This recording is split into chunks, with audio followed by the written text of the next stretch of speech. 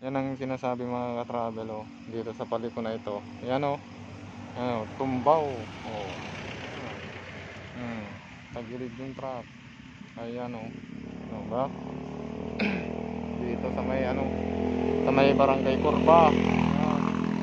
Mabilis ang takbo yung kasalubong, eh umiwas ito. Malalim naman yung pinuntahan. Kaya yan na natumba. Grabe, oh. Oh. Malalim yung pinuntahan, oh. So nakaabang na dito yung crane para bangunin niya. Nakaabang na. Kung kasi ito trailer, may laman pa, kaya mabigat. Ayan.